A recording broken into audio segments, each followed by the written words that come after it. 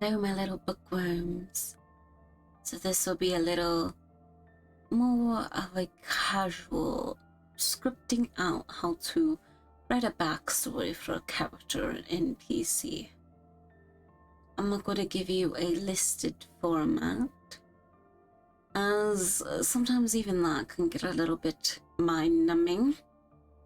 I'm more so will go on a little rant of sorts, the little fun ways you can go about it. I feel like it's much better if you go about a more brainstorming, smattering everything around your canvas sort of thing to figure out how you want to go with the character. Because there's a lot of questions to ask. If you just go one route, eventually you'll get bored of it. Say you always use the same format. Eventually it'll become mind-numbing, it'll be cookie cutter, you can say. So, I will just give multiple points of which you can start your brainstorming. So say you have your little character here.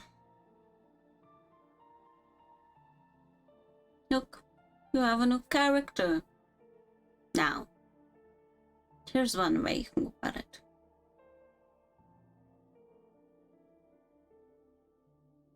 What are they? Is there a certain mystical species or little occupation they are? You can start with that. Are they some mythological creature?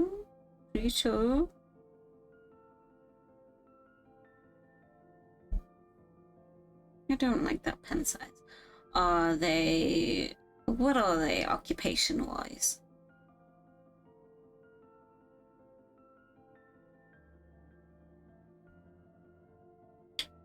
Perhaps you can start with, oh, is it just them? Do they have a family? If not, why? Do they have partners or friends? If not, why? If they do, okay, what about them? There's a lot of different plot points you could go, and I could be listing off everything. However, I think it's more beneficial for me to just rant, and if something sticks with you, then you can plot it down yourself. But I will use this to kind of like give ideas. So say I have a character. Say I didn't want to start with stats. Say I don't know anything about it, but I know I want them to be some sort of witch or wizard character or sorcerer. Who knows? Okay, if you know at least that, say you have no name, no formalities. Okay, you want this. Do you want some sort of font of magic? Evocation, conjuration, la la la la la. Maybe you can also use that as a plot hook or starting in a story, like how did they get into that? How did that come about?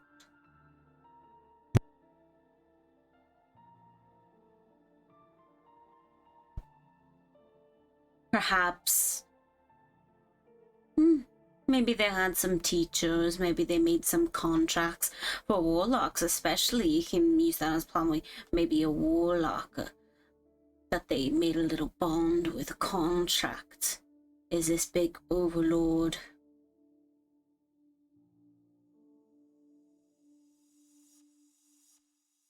Who knows? Maybe he's a little spooky guy. Maybe he's a little just gremlin.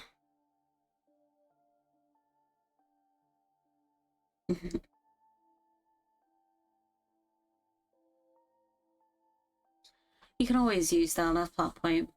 Maybe that's all you know. You want them to be a warlock. You want them to have a deity that they're tied to, or a creature. And then you can expand on that. How did they meet? How did that come about? Or maybe you want big guy, say a very big guy, works in a circus, he's beefy.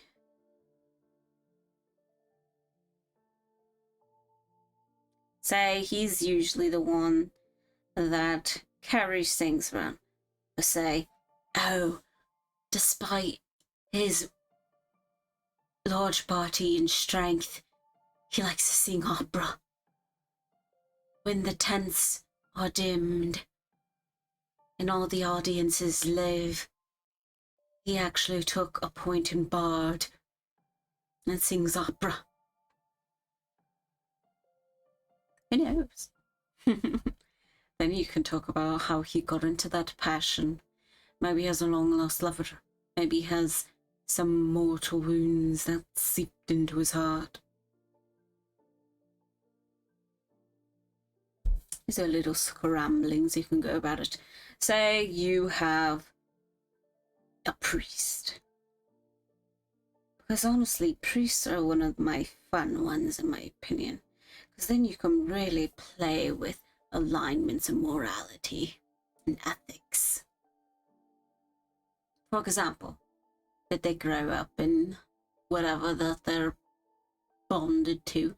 Did they accidentally end up there and joined with the deity and gain their power? Do they not even know that they have a deity? Do they passionately follow their deity? Do they have set rules? Why do they have those set rules? Why do they have this morality? It is very possible to have a chaotic neutral priest, for example. Even with paladins, who are usually lawful good, sometimes they go worse. There's even different bond broken moments, different subclasses you can do just for that. But why?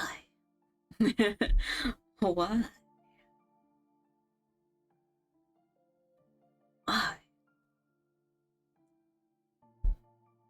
Realistically, there's a lot of brainstorming ideas you can go around.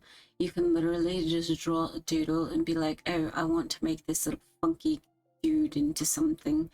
Okay, why is he like this? Okay, oh, I want him to be a paladin despite tiny. It's like, okay, a goblin paladin, how? And then expand. For me, I don't like 1, 2, 3 lists of like, oh, I'm going to start here. I'm going to start with a name. I'm going to start with an alignment, blah, blah, blah, blah, blah. That's very boring. Most of the time, the name is the last thing for me. Because honestly, it's like most of the time I'm like, okay, this being is going to fulfill this brain worm of a subject for me. This idea I have, I want them to fully encompass this. I need to get this out of my system. And then I will expand, I'll give them strengths, I'll give them weaknesses, and especially weakness. Because for me, when you have a character that's overly too good, it gets stale. Sometimes, yes, you can have characters like that. But even for me, when it comes to deities or creatures that are supposed to be almighty or pure taunty or whatever, the thing is, eventually, it will just get monotonous and stale, at least for me. If I give them weakness, then I have something to be worried about when my players come around. Oh, weakness can also be secrets. Weakness can be items. Weakness can be this and that. I use it in plot hooks. Oh, maybe if they find this item that belonged to this evil person that they're going against, they suffer psychological damage because it's an item that they have a very intimate memory towards. Perhaps it was an earring of a lost lover or something.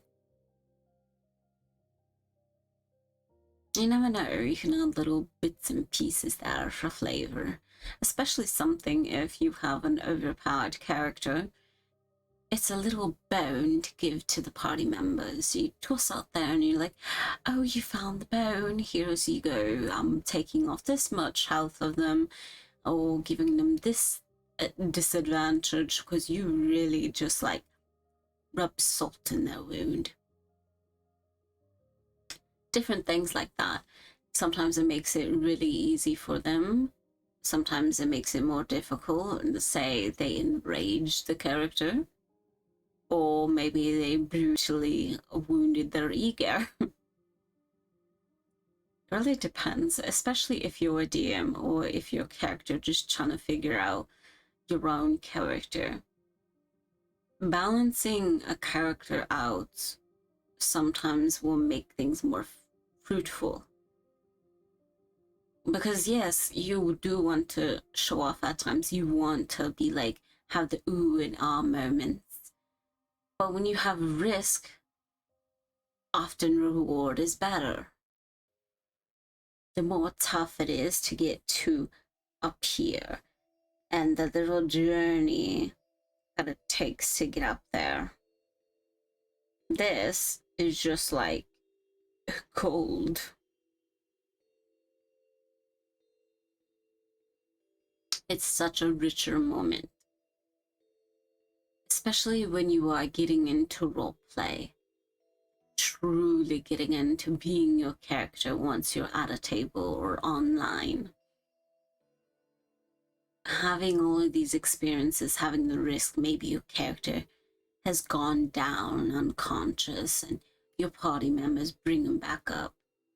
Stories and their backgrounds really comes into effect. Say they struggle with feeling so very, very shy or insecure. You can even say guarded.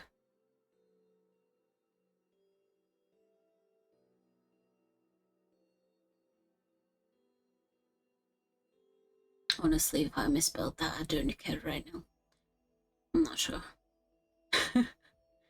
But say that they nearly die, they are unconscious, maybe they even lose a death saving throw, and a party member saves them. They're shy, they're insecure, they have bad wounds from past experiences, they never really truly gave in to the party, but now, because of all the past stuff, now they have this bright light in their future and unfamiliar territory to them, unfamiliar feeling, unfamiliar gratitude because of your past background, your trauma for the character, whatever you do, is make the experiences add up.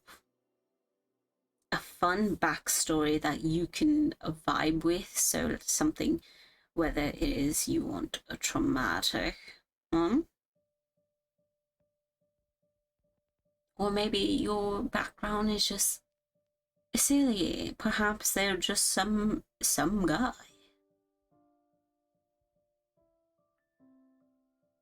And honestly, this is okay. You can have a very some guy character, and then how would it affect them to be thrust in all of these situations, all of this, well, depending on the DM, either torment, adventure, whichever. How does that change them? Maybe they were simply someone that went out, had family, but left one day to adventure or to get something, and then they got roped in all this and that. Do they go back to point A? Do they go back to their family with all these experiences? What happens? It's really, when you have a backstory for a character, there's so much to do. And so, however you start a character, it really doesn't matter. There's no 1, 2, 3, in my opinion. Sure, this of 1, 2, 3 list formats may help people that are just starting out. And this is more like, this is very much more like, you know, thought hooks of just like, ooh, I'm gonna connect to that, I'm gonna connect to that, I'm gonna also connect to that, and yeah. This is very like, oh, I'm gonna connect all the dots, this and that. Even your DM at times may take your, use a different color.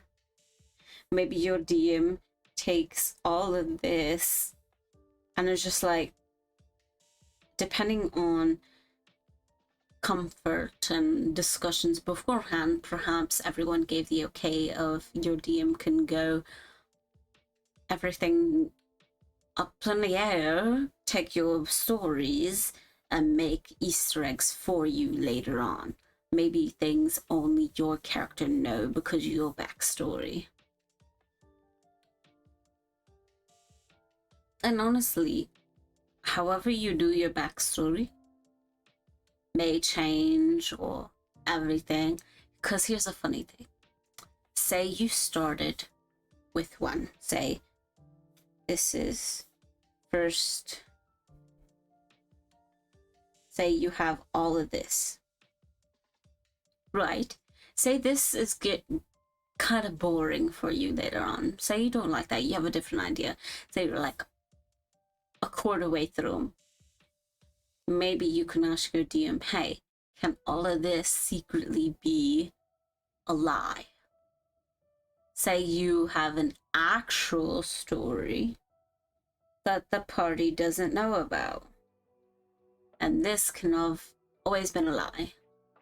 Or maybe they forgot, had amnesia, and this is what they believe their backstory to be, but this is actually what it is. There's a lot of different ways you can fix, readjust. Creativity is key after all.